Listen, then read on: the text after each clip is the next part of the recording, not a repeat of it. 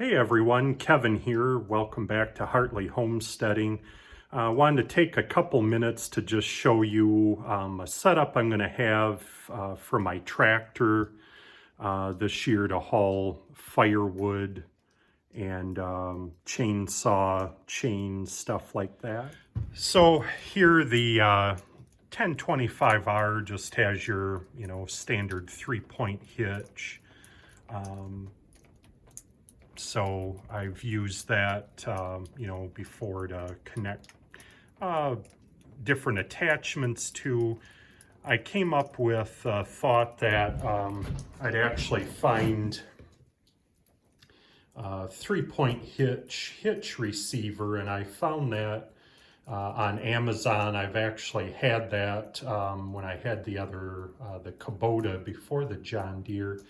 And I've used that to move different trailers around.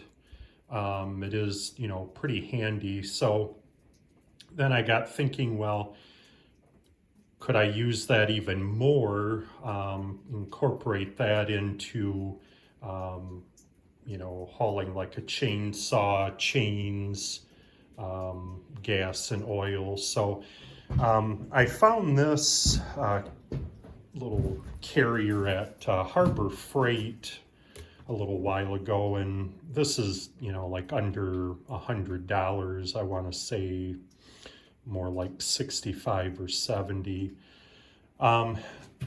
So that will plug into the hitch receiver, and it'll just make me be able to use that 3-point hitch receiver more. And I'm gonna, of course, add some, I think, plywood on the bottom here, just so smaller items don't fall through.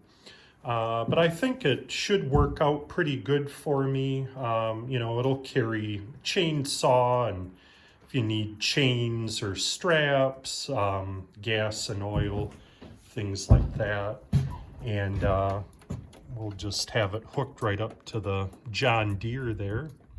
And it also shouldn't take up too much room sticking out back. So, if I'm cutting trees and then using the tractor to push some trees over or whatever, I think I can still maneuver in some pretty tight spots. So just thought I'd take a couple minutes, show you the setup I'm going to have for that. And thanks again for watching. Thought while it's a sunny day, I would take you around the tractor a little bit more.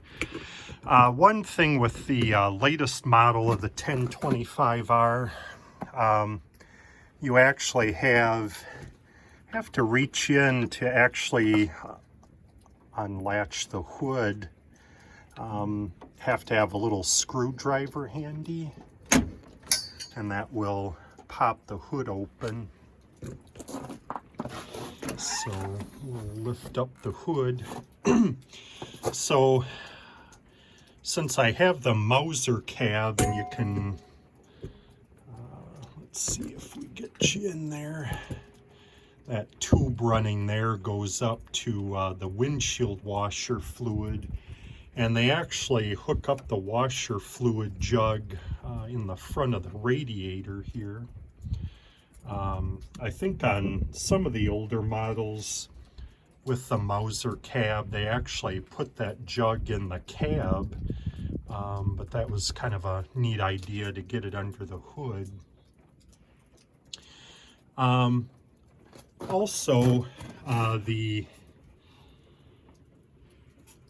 coolant here, I tend to keep on the lower side. For some reason, if you fill it to the full mark, I've actually had it, it must come out the overflow because I've had coolant leak under the tractor before. And I found that if I keep it lower in this jug, it actually, I don't have that leaking out on the ground any longer. So I think that solved the problem.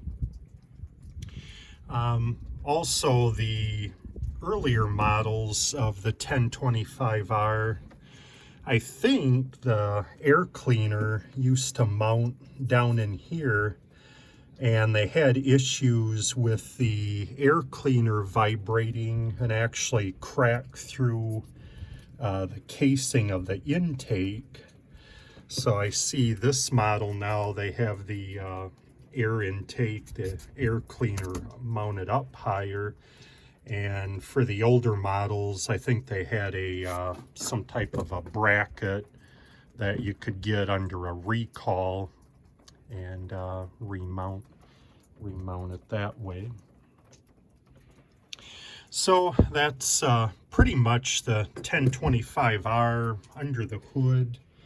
It's got a little 3-cylinder 25-horse Yanmar engine in it.